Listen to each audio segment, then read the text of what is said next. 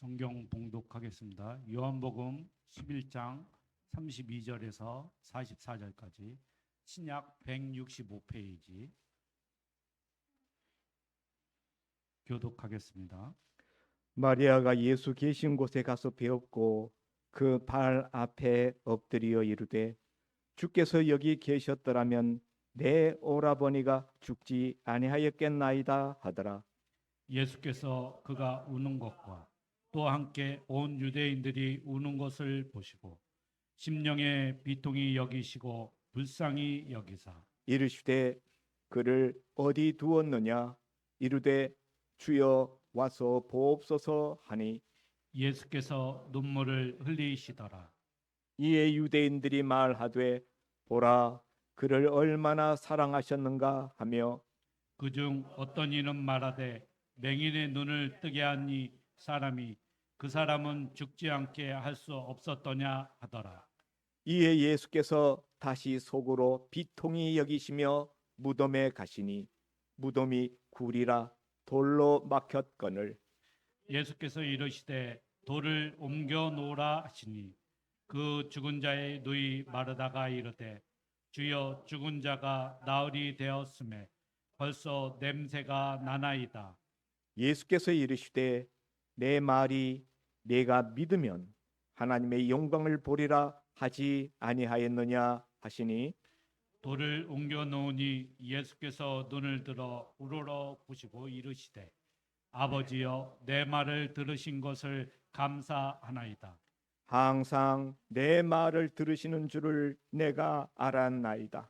그러나 이 말씀하옵는 것은 둘러선 무리를 위함이니 곧 아버지께서 나를 보내신 것을 그들로 믿게 하려 함이니이다. 이 말씀을 하시고 큰 소리로 나사로야 나오라 부르시니 다 함께 죽은 자가 수족을 배로 동인 채로 나오는데 그 얼굴은 수건에 쌓였더라. 예수께서 이르시되 풀어놓아 다니게 하라 하시니라. 아멘. 부활절 특송 성가대가 특송 드리겠습니다. 오늘 말씀 선포는 담임 목사님께서 나사로야 나오라 라는 주제로 말씀해 주시겠습니다. 부활절 복된 아침을 맞이해서 주님의 부활의 그 소망이 또 부활의 그 믿음이 여러분 속에 충만하시기를 바랍니다. 오늘 본문의 이야기는 예수님께서 나사로라는 주님이 특별히 관계를 아주 친밀한 관계를 맺고 평상시에 그 집에 자주 출입하셨던 그 집안의 호주격이었던 나사로의 죽음을 주님께서 가서 그 죽음 가운데서 일으키시는 내용이 오늘 본문의 내용입니다. 예수님께서 이 땅에 오셔서 많은 사람들을 사랑하셨습니다마는 예수님이 특별히 인간적으로 더 애착을 가지시고 더 각별한 사랑을 베풀어 주셨던 사람들이 몇몇 사람들이 있습니다. 오늘 3절에 보면은 11장 3절에 보면은 나사로가 병들었을 때에 예수님께 그 가족들이 사람을 보내어서 나사로가 병들었다는 소식을 전합니다. 그때 보면은 뭐라고 전하는가 하면은 그 누이들이 예수께 사람을 보내어 이르되 주여 보시옵소서 사랑하시는 자가 병들었나이다 하였다. 나사로가 병들었습니다. 이렇게 예수님한테 이야기를 해야 되는데 나사로라는 이름을 쓰지 않고 예수님께 주님의 사랑하시는 자가 병들었습니다. 이렇게 표현했다는 거죠. 그럴 정도로 사랑하시는 자라 그러면 누구인지를 예수님이 단번에 알아챌 수 있는 그런 관계였다라는 것이죠. 5절에 그 밑에 5절에도 보면은 예수께서 본래 마르다와 그 동생 나사로를 사랑하시더니 여기에서도 보면은 예수님이 이 나사로 가족을 얼마나 사랑하셨는지 본래 사랑하셨다 이렇게 표현하고 있습니다. 성경의 요한복음에 보면은 요한복음의 저자된 사도 요한이 자기를 가리켜 표현할 때 예수의 사랑하시던 그 제자 이렇게 예수의 사랑하시는 제자라고 자기 이름을 나타내지 않고 표현하는 것을 보게 됩니다. 요한은 예수님의 12 제자 중에서 특별히 나이도 가장 어리지만은 사랑도 제일 많이 받았던 제자. 그래서 나머지 가룟 유다는 그렇게 잘못되어 갔고 나머지 11명의 제자들 중 10명의 제자들이 순교했는데 제자 가장 어린 사도 요한만 순교하지 않았죠. 순교하지 않고 평생 예수님의 친어머니 마리아를 자기 어머니로 모시고 살았었던 그런 제자, 예수님의 특별한 사랑을 받았던 제자 요한입니다. 그런데 그런 예수님의 제자 요한만큼이나 예수의 사랑하시는 자라고 이렇게 별명이 붙을 정도로 자타가 그렇게 다 이렇게 공인할 정도의 인물이 바로 오늘 본문에 나오는 나사로라는 인물입니다. 이 나사로는 예루살렘 동편 약 2.5km, 2.5km 정도 되는 그 베단이라는 마을에 살고 있었던 사람입니다. 예루살렘 바로 동편에는 기드론 골짜기가 있고 기드론 골짜기에서부터 올라가는 그 비탈로 올라가면 바로 감람산이에요. 그 감람산 그 위쪽에 있는 동네가 바로 베단이라는 동네입니다. 예수님이 예루살렘에 가실 때는 반드시 베다니 마을을 통과해서 예루살렘으로 들어가시게 되었는데 예수님은 예루살렘에서 활동을 하시다가 주무실 때는 이 베다니 마을로 나오셔서 베다니 나사로의 집에서 예수님이 주로 머무르셨다. 거기서 숙박하셨다 하는 것을 우리가 공간복음서를 읽어보면 알 수가 있습니다. 예루살렘 안에 수많은 집들이 있는데 좋은 집들도 있죠.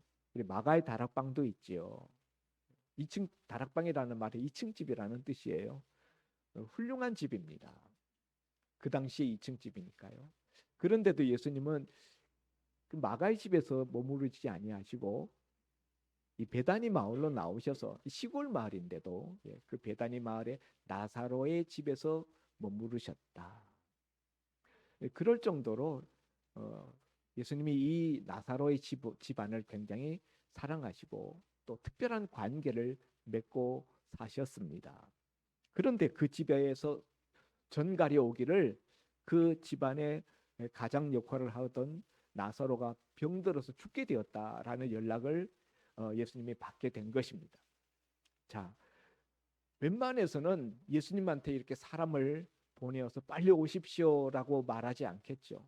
당시 예수님이 이 베다니 마을에서 약 40km 정도 떨어진 곳에 계셨어요. 그 연락을 받고 곧장 가도 하루길은 가야 되는 길입니다.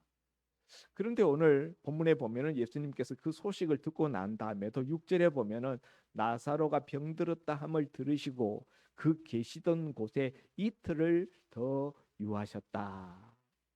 빨리 가셔야 되는데 지금 목숨이 경각에 달려 있어요.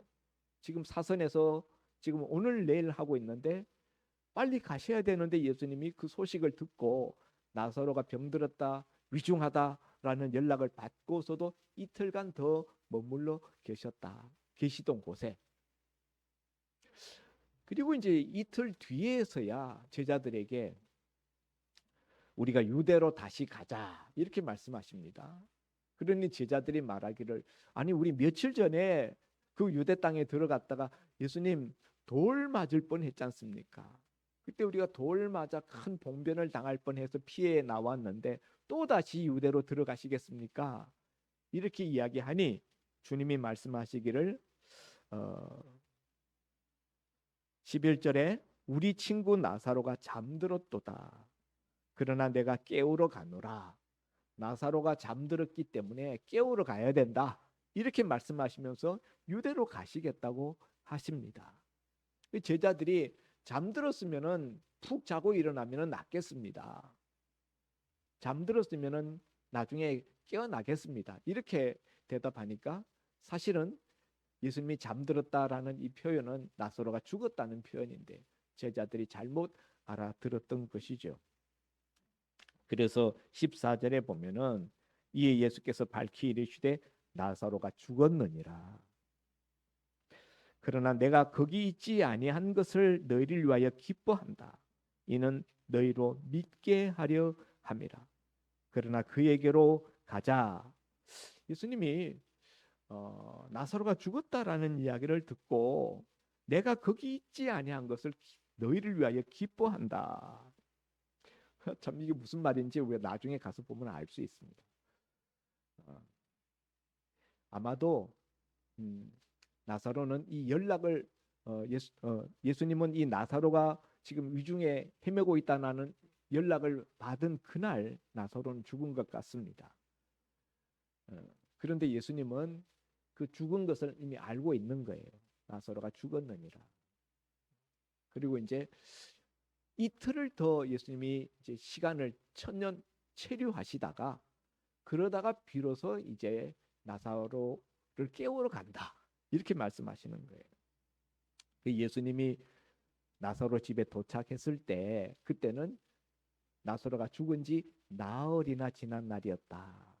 그러니까 아마 연락을 받고 예수님이 나사로가 지금 위중합니다라는 연락 받은 그날 나사로가 죽었을 것이고, 그리고 예수님이 이틀 더 있다가 하룻길을 걸어서 오시니까 도착했을 때는 나사로가 죽은 지 나흘이나 지난 시점에 나사로의 마을에 당도하게 되었다라고 보여집니다.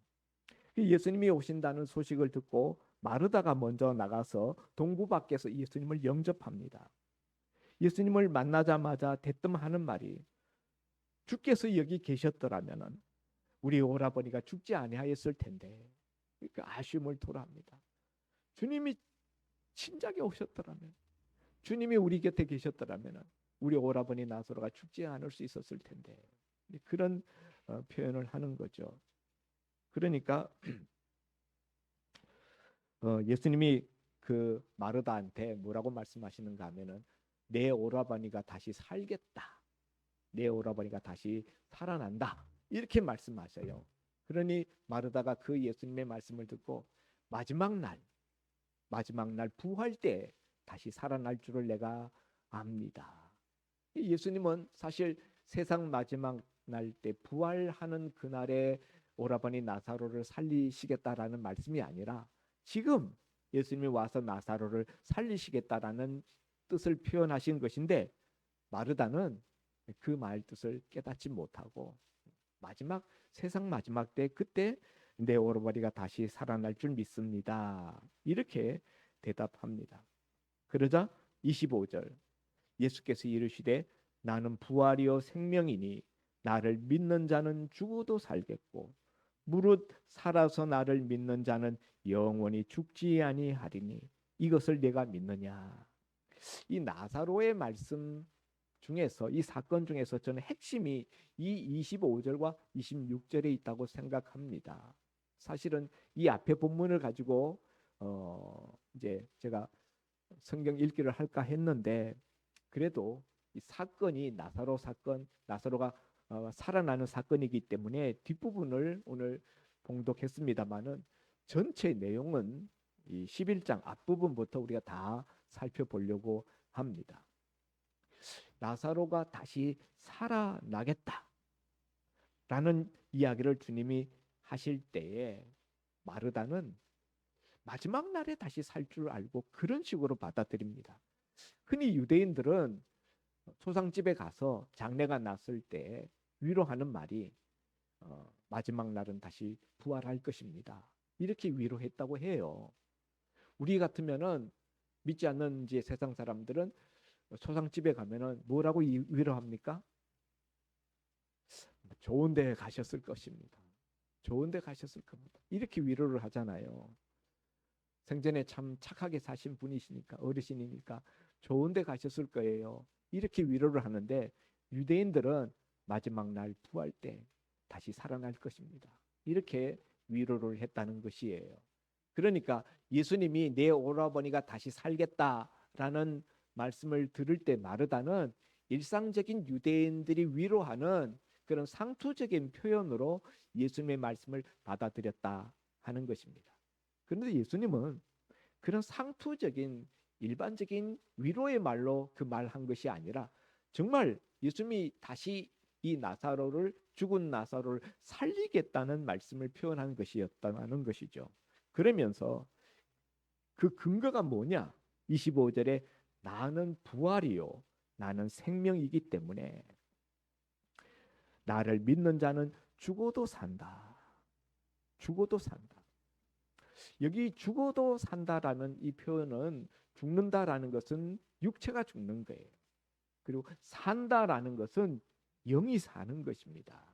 그래서 나는 부활이요. 예수님이 부활 자체라는 거예요. 그렇기 때문에 예수님이 바로 부활이기 때문에 그리고 그 다음에 본 나는 생명이니 다른 말로 바꾸면은 나는 영생이니 영생이라는 단어로 바꿀 수 있습니다. 나는 생명이니 내가 죽은 나사로를 다시 살리겠다. 내가 바로 그 부활의 본체다. 내가 바로 부활의 주인이다. 그 다음에 그러므로 나를 믿는 자는 육신적으로 죽어도 그 영이 산다는 거예요. 그 죽어도 다시 그를 살릴 수 있다는 거예요. 예수님은 죽은 자를 다시 살리시는 그 능력이 예수님에게 있다. 나는 부활이고 나는 생명이기 때문에. 자, 그 다음에 26절에 보면은 무릇 살아서 나를 믿는 자는 영원히 죽지 아니하리니. 살아서 살아있는 동안에 예수님을 믿는 자는 영원히 죽지 않는다. 다른 말로 바꾸면 영생한다. 그럴 수 있는 이유는 25절에 나는 부활이요 나는 영생이니. 생명이라는 단어를 다른 말로 영생으로 바꿀 수 있다고 그랬죠. 예수님이 바로 영생 그 자체이기 때문에 예수님을 믿는 자는 영원히 죽지 아니하는 영생체가 된다는 것이죠. 이것을 내가 믿느냐? 이렇게 마르다에게 묻습니다. 그러자 마르다가 대답하기를 주여 그러하외다. 주는 그리스도시요 세상에 오시는 하나님의 아들이신 줄 내가 믿나이다. 두 가지 이야기합니다. 그리스도시요. 그리스도라는 말은 기름 부음을 받은 자, 바로 메시아라는 뜻이죠. 구원자라는 뜻입니다. 그리고 세상에 오시는 구약 성경에 오리라고 계속 예언되어 왔었던 바로 그 사람. 하나님의 아들이신 줄 내가 믿습니다. 하나님의 아들이시라고 고백합니다. 이 우리가 예수님의 제자 베드로의 고백, 예수님께서 베드로에게 사람들이 나를 누구라 하느냐, 너희는 나를 누구라 하느냐 할 때 주는 그리스도시요 살아계신 하나님의 아들이십니다. 이렇게 고백한 베드로의 그 신앙 고백 너무나 유명합니다만은 베드로의 신앙 고백 못지않게 오늘 여기 마르다의 신앙 고백 또한 아름다운 신앙 고백입니다. 주는 그리스도시요 세상에 오시는 하나님의 아들이신 줄 내가 믿습니다. 참 신앙 고백은 그럴듯해요. 근데 사실은 이 신앙 고백이 온전한 신앙 고백이 되지 못했던 것은 앞에 22절에 보면은 예수님께서 나사로를 살리시겠다는 그 말씀을 하시기 전에 보면은 마르다가 이제라도 주께서 무엇이든지 하나님께 구하시는 것을 하나님이 주실 줄 아나이다. 주께서 만일 여기 계셨더라면 내 오라버니가 죽지 아니하였겠습니다. 약간 원망이 섞인 그런 그 예수님께 대한 말을 하는 것을 우리가 보게 되는데요. 정말 믿음을 가지고 있는 사람이라면 예수님께 원망을 하지는 않겠죠. 좀 진작에 오시지. 왜 이렇게 늦게 오셨습니까? 이런 뜻이거든요. 야속해하는. 그러나 예수님은 일부러 늦게 오신 거예요. 일부러 이틀을 체류하시면서 나흘째 되어서 예수님이 이제 그 무덤에 가잖아요. 무덤에 갔을 때 보면 막 시신 썩는 냄새가 벌써 난다 그래요. 그럴 정도로 이미 시신이 부패하는 그런 상태 때에 맞춰서 예수님이 가시는 거예요. 예수님 왜 이렇게 특별히 사랑하시는 자가 죽었는데 병들어서 지금 죽어가는데 그 소식을 들으면 예수님이 빨리 뭐 공중부양이라도 해서라도 빨리 가서 고쳐줘야 될 거 아닙니까? 그렇게 특별히 아끼고 사랑하는 그 집에 가서 맨날 묵으시고 식사 대접 받으시고 그러셨는데, 근데 예수님이 일부러 늦게 가시는 이유가 있다는 거예요. 이틀씩이나 더 민기작 하시다가 가신 이유는, 유대인들은 일반적으로 어떤 생각을 가지고 있었는가 하면, 이거 성경적인 건 아니에요. 유대인들이 일반적으로 가지고 있는 생각이에요. 그 생각이 뭐냐면은, 사람이 죽으면은 그 영혼이 사흘 동안은 혹시 다시 회생할지 몰라서 그 육체 주변을 맴돈다 라는 그런 생각을 일반 유대인들이 민속적으로 가지고 있었다는 거예요.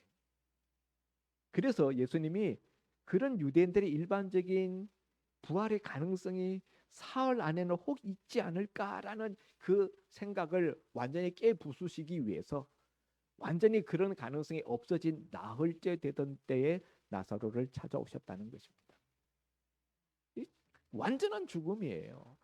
살아날 가능성은 전무한 상태에 찾아오셔서 나사로를 어디 두었느냐? 저 굴 속에 두었습니다. 동굴 속에 두었습니다. 마리아가 모시고 가죠. 마리아도 똑같은 소리예요. 주님이 진작 오셨더라면, 주님이 여기 계셨더라면 내 오라버니가 죽지 않았을 텐데. 예수님은 다짜고짜 아무 말씀 안 하시고 돌을 치워라. 그러니 마르다가 나서서, 주님, 이미 죽은 지가 나흘이나 되어서 시체 썩는 냄새가 납니다. 그 팔레스틴 지역은 날씨가 더워서 사람이 죽으면 당일에 매장했습니다. 시신이 팍팍팍팍 썩기 때문에. 나흘이나 되었으니 얼마나 냄새가 나겠습니까? 돌문 굳이 열 필요가 없다는 거예요. 근데 예수님은 그냥 열라는 거예요. 그 돌문을 사람들이 치우고 나니까 다짜고짜 그 동굴을 향하여 나사로야 나오라 라고 예수님이 큰 소리를 지릅니다. 원문에 보면은 나사로야 이리 밖으로, 이리 바깥으로, 이런 표현이에요. 우리말에는 나사로야 나오라라고 번역되어 있습니다만, 히브리의 헬라 원문에는 나사로 이리 바깥으로, 그런 뜻이에요. 그랬더니 죽어 있었던 나사로가 벌떡 일어나서 수의를 입은 채로, 얼굴에는 이렇게 이제 수건을 둥둥 감은 채로 나사로가 나오는 거예요. 예수님이 그런 나사로의 모습을 보고 풀어놓아 다니게 하라. 그 얼굴을 다 가려놓고 이렇게 묶어놓고 그랬으니까 풀어놓아 다니게 하라. 이 나사로를 살리신 이적, 이것은 예수님이 이 땅에 오셔서 행하신 표적 중에, 기적 중에 맨 마지막 기적입니다. 예수님 왜 이런 기적을 맨 마지막에 행하셨을까요? 두 가지 의미가 있어요. 바로 예수님이 죽음을 생명으로 바꾸시는 분이라는 것을 사람들에게 보여주시기 위해서. 예수님은 죽은 자를 부활케 하시는 분이라는 것, 생명의 주인이라는 것, 이렇게 할 수 있는 분이 누굽니까? 창조주밖에 없어요. 새로운 생명을 주는 분, 이건 지금 죽은 나사로를 새 창조한 거예요. 새로. 예수님이 창조주라는 거예요. 이 인생이 할 수 있는 그런 쇼가 아닙니다. 아무리 대단한 능력 가진 사람도 이미 죽어서 나흘이 돼서 시체 썩는 냄새가 나는 사람을 살려낼 수는 없습니다. 어떤 의학도 어떤 인간의 능력도 불가능한 일이에요. 예수님이 바로 인간을 창조하신 그 주인이라는 것을, 그래서 생명의 주인이라는 것을 예수님이 이렇게 보여주는 거예요. 죽은 나사로를 살려내는 사건을 통해서. 두 번째는 이 사건이, 죽은 나사로를 살려내는 이 사건이 이제 며칠 뒤에 예수님이 십자가에 달려서 무덤에 들어가게 되시지만은, 예수님이 그 무덤 권세를 깨뜨리시고 부활하실 것에 대한 모형적인 사건으로 미리 맛보기로 보여주시는 거예요. 나사로를 살리신 주님께서 자기 자신을 못 살리시겠습니까? 그래서 예수님의 부활 사건을 예표하는 모형적인 사건으로 나사로를 들어 사양하고 계신다라는 것입니다. 이 사건을 통해서 우리는 두 가지 믿음을 갖게 됩니다. 예수님은 죽음 권세를 이기신 생명의 주인이라는 것. 또 하나는 예수님은 죽은 나사로만 살리는 것이 아니라, 오늘 나는 부활이요 생명이니 나를 믿는 자는 죽어도 살겠고 무릇 살아서 나를 믿는 자는 영원히 죽지 아니하리라. 살아서 예수 그리스도를 나의 주 나의 하나님으로 믿는 사람들에게는 영원히 죽지 않는 영생을 주신다는 이 주님의 약속, 이 말씀을 우리가 네가 이것을 믿느냐라고 주님 물으셔요. 마르다에게 묻고 그리고 우리들에게도 묻는 것입니다. 이 사건을 주님이 보여주시는 이유는 오늘 맨 마지막에 보면은 42절에 아버지께서 나를 보내신 것을 저희로 믿게 하려 함이라. 하나님 아버지께서 인류를 구원하시기 위해서 보낸 그런 분이시라는 것, 다시 말해서 그런 메시아라는 것을 믿게 하려고 예수님이 의도적으로 죽은 나사로 나흘이나 썩어서 부패하는 그 시신을 살려내는 이적을 행하셨다. 이런 것을 통해서 믿음을 갖게 하시려고 주님이 이렇게 하셨다는 거예요. 그래서 예수님이 내가 나사로 죽을 때 거기 옆에 있지 아니한 것을 내가 기뻐한다라고 말하는 거예요. 거기 계셨으면 죽어갈 때 예수님이 살리셨겠죠. 그런데 완전히 죽어서 나흘 될 때까지 주님이 거기에 없던 것을 오히려 감사한다. 근데 예수님은요, 하나님 아버지께 이 나사로 살려달라고 간구하지 않습니다. 간구하지 않아요. 마르다는 이제라도 무엇을 할 수 있거든 하나님께 구하는 것을 하나님이 주실 줄 압니다. 22절에 나는 이제라도 주께서 무엇이든지 하나님께 구하시는 것을 하나님이 주실 줄 아나이다. 이렇게 이야기해요. 근데 그러면 예수님이 하나님께 나사로 살려달라고 구했느냐? 예수님은 구하지 않았어요. 구하지 않고 뭐 했습니까? 여기 41절에 돌을 옮겨 놓으니 예수께서 눈을 들어 우러러 보시고 이르시되 아버지여 내 말을 들으신 것을 감사하나이다.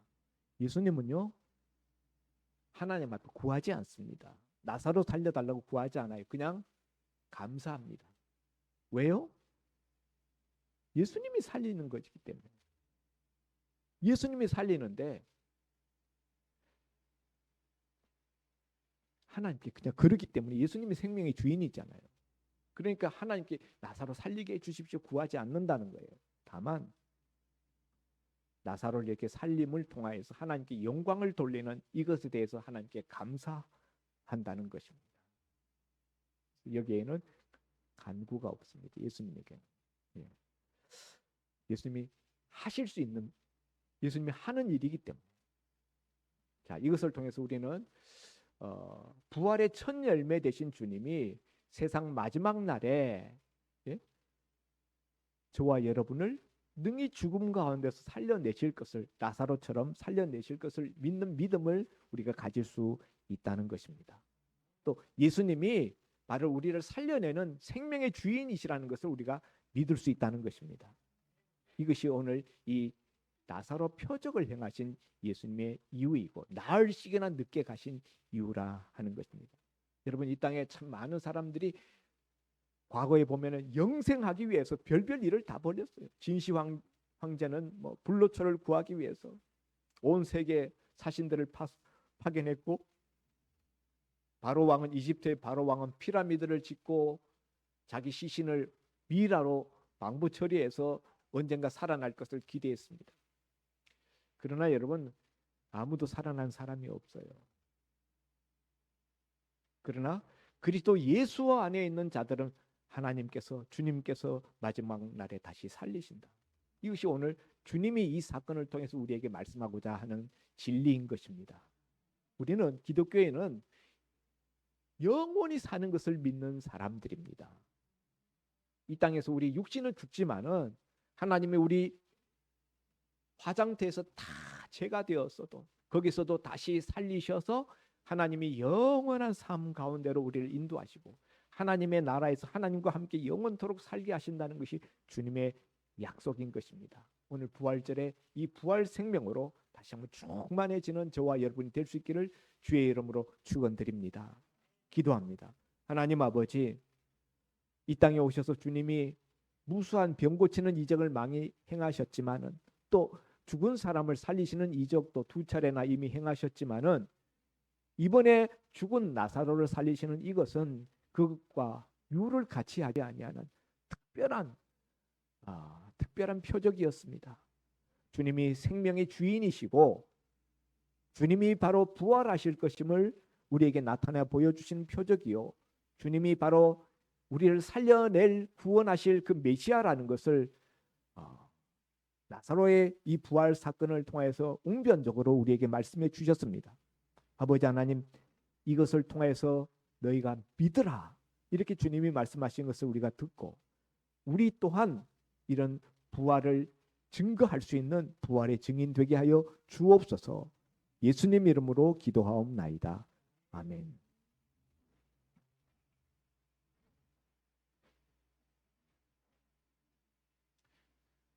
부활절 성찬 예식이 있겠습니다. 찬송 144장. 144장. 거기 있잖아요. 네, 찬송 144장 부른 후에 성찬 예식이 있겠습니다.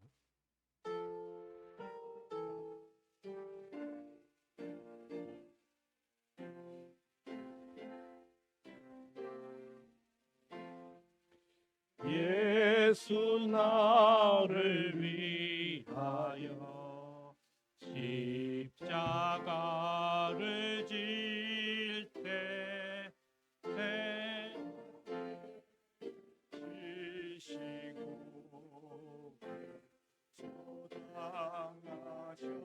소당하셨네. 예수님 나의 죄 위하여 보배 피를 흘리니 받으소서. 십자가를 지시면 무슨 죄가 있나. 저 무지한 사람들 메시아 죽였네. 예수님 나의 죄 위하여 보배 피를 흘리니 죄인 받으소서. 비와 같이 붉은 죄 없는 이가 없네. 십자가의 공로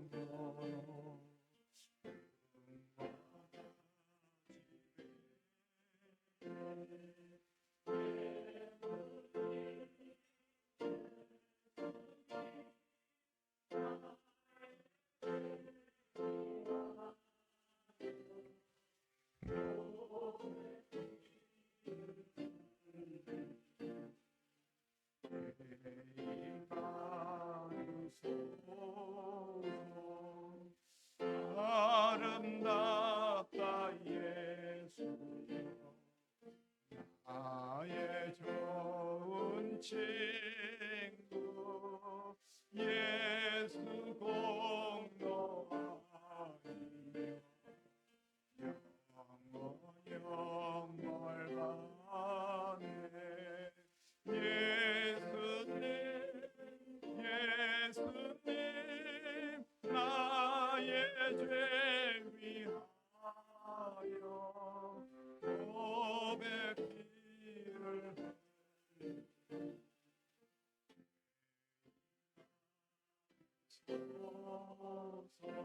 장면들 앞에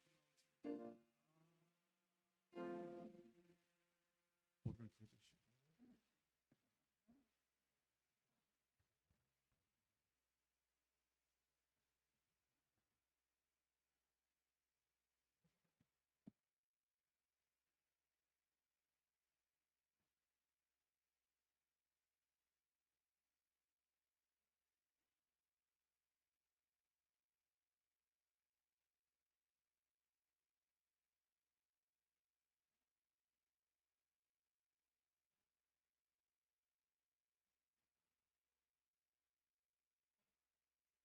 기도하겠습니다. 이는 그리스도께서 세우신 예식이라. 십자가에 달리시기 전날 밤 제자들과 마지막 최후의 만찬을 나누시며 떡을 떼어 그들에게 주시며 이는 너희를 위하여 깨뜨리는 내 몸이라. 이를 먹으며 나를 기념하라 말씀하신 주님, 오늘 그 주님의 분부하심에 따라 주의 몸에 참여하는 예식을 거행합니다. 이 성례에 참여하는 심령들마다 그리스도의 몸으로 살아가는 은혜의 역사가 있게 하여 주옵소서. 우리가 형식적으로만 그냥 교회 다니는 사람으로 사는 것이 아니라 정말 이 그리스도의 몸에 참여함으로 말미암아 작은 예수가 되어서 이 땅 가운데 작은 예수로 살아가는 예수님의 분신 같은 사람들이 되게 하여 주옵소서. 예수님 이름으로 기도하옵나이다.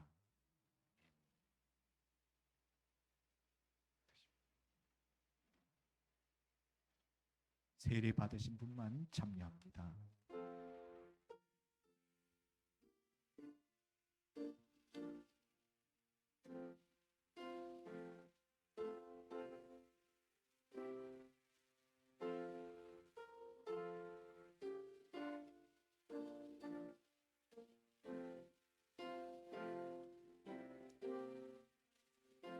내가 너에게 전하는 것은 주께 받은 것이니 곧 주 예수께서 잡히시던 밤에 떡을 가지사 축사하시고 떼어 가라사대 이것은 너희를 위하여 내 몸이니 이것을 행하여 나를 기념하라 하시고 그러므로 누구든지 주의 떡이나 잔을 합당치 않게 먹고 마시는 자는 주의 몸과 피를 범하는 죄가 있느니라. 사람이 자기를 살피고 그 후에야 이 떡을 먹고 이 잔을 마실지니 주의 몸을 분변치 못하고 먹고 마시는 자는 자기의 죄를 먹고 마시는 것이니라.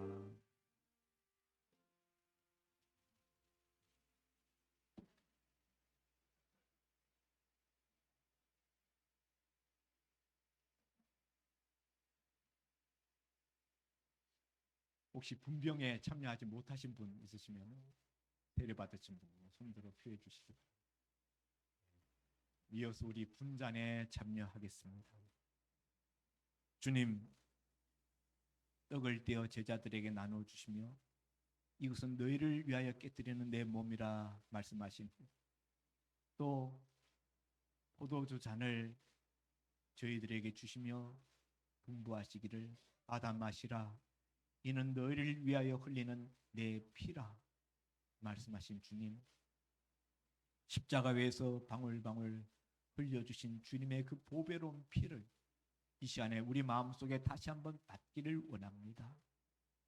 그 주님의 흘려주신 그 보혈로 우리의 모든 죄악을 맑게 씻기시옵소서. 머리끝부터 발끝까지 정결한 그리스도의 신부로 태어나는 새 생명의 역사, 거룩의 역사, 새롭게 하시는 역사가 우리 가운데 일어나게 하여 주옵소서. 우리 힘으로는 할 수 없사오니 주께서 우리 가운데 역사하셔서 주의 피를 먹고 주께서 우리를 위하여 피를 흘려주셨던 우리 또한 그 피 흘려주신 주님을 위해서 살 수 있는 저희들 다 되게 하여 주옵소서. 예수님 이름으로 기도하옵나이다.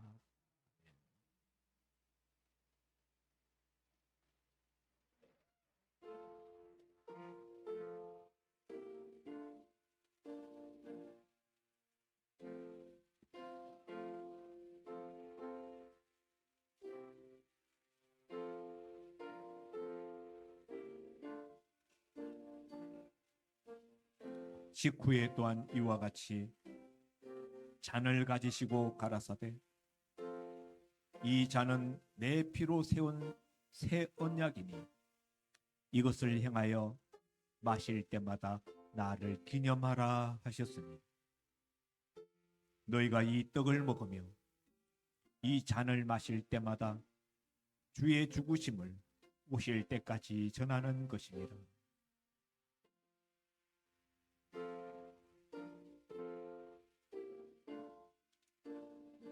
진실로 진실로 너희에게 이르노니 믿는 자는 영생을 가졌나니 내가 곧 생명의 떡이로다.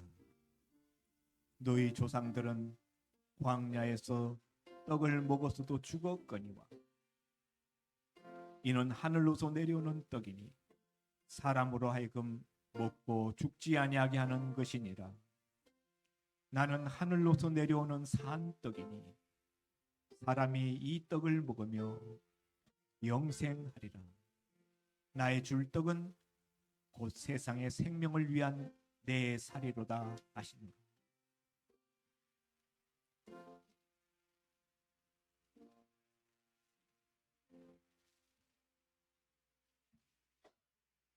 혹시 분잔에 참여하지 못하신 분이 있으시면 손을 들어 표해 주시기 바랍니다. 참여하셨군요. 예.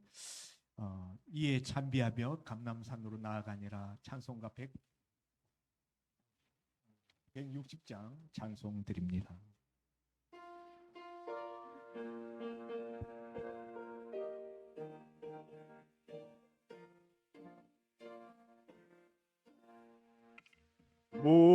무덤에 머물러 예수 내 구주 새벽 기다렸네 예수 내 주 원수를 다 이기고 무덤에서 살아나셨네 어두움을 이기시고 나와서 성도 함께 길이 다스리시네 사셨네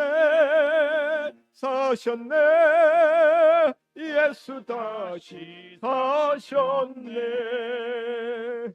어때이 지키네 예수 내 구주 어때이 봉하네 예수 내 주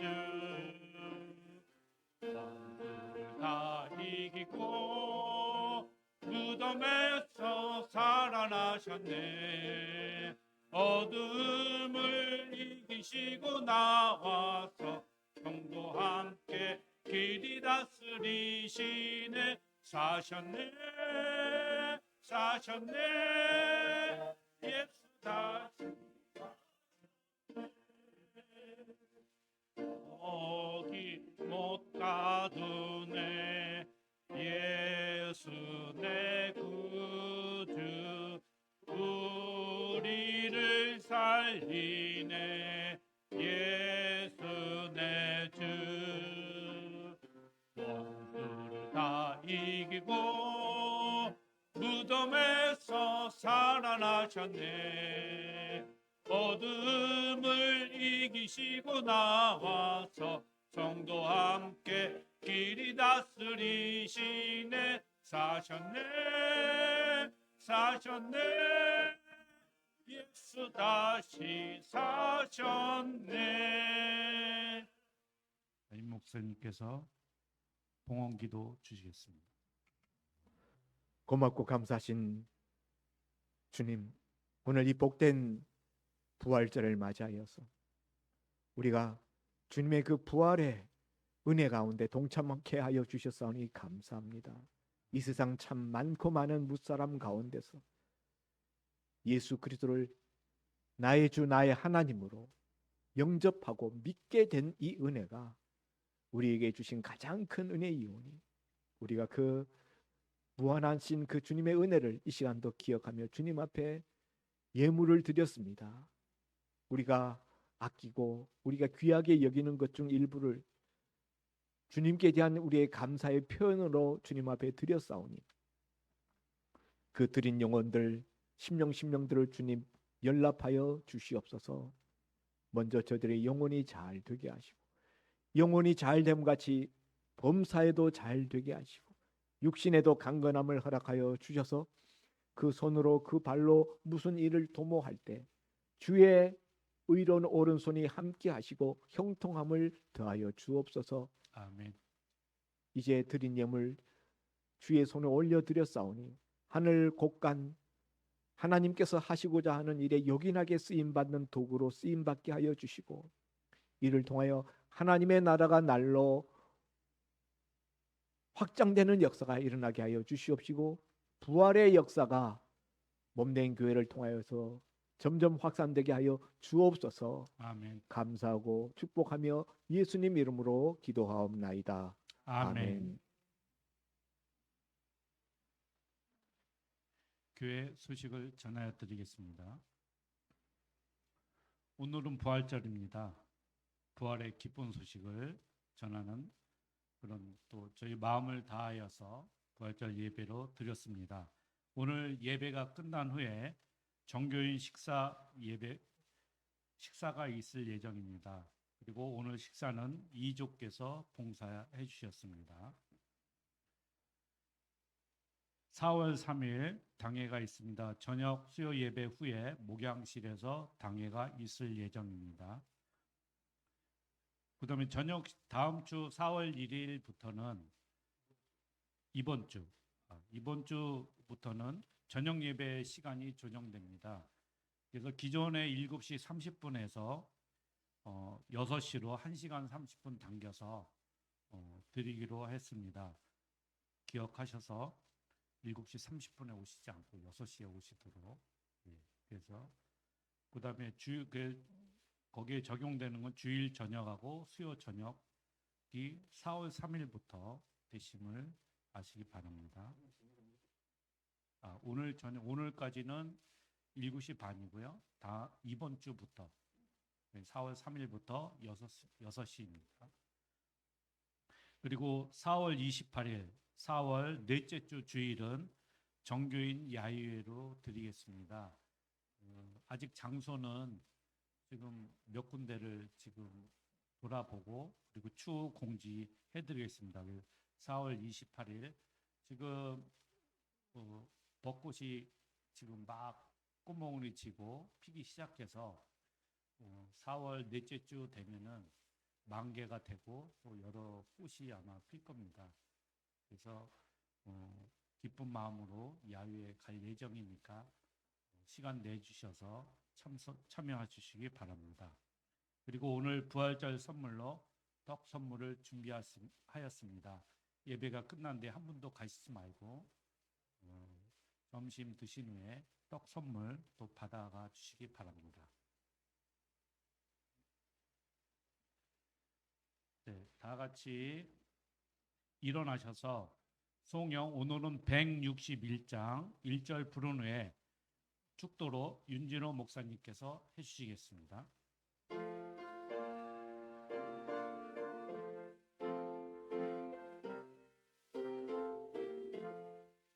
할렐루야 우리 예수 부활 승천하셨네.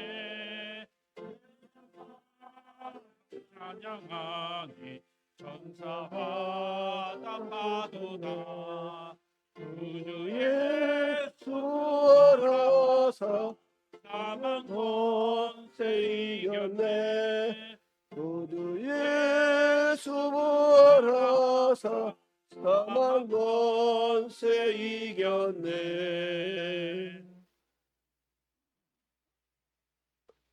말씀이 육신이 되어 이 땅에 오셔서 십자가에 달려 죽으시고 장사되셨다가 사흘 만에 부활하시고 하늘로 승천하셨다가 다시 오실 우리 주 예수 그리스도의 은혜와 우리 하나님 아버지의 무한하신 사랑하심과 성령님의 내주교통 충만 역사에 인도하심이 우리 주님 예수님의 부활이 곧 우리의 부활임을 믿고 목숨을 다하여 주님 앞에 충성과 헌신을 다하기를 원하는 우리 운하소망교회와 성도님과 가정과 직장과 사업과 하시는 모든 늘 외와 자자손손 위에 이제부터 영원까지 함께 있을지어다.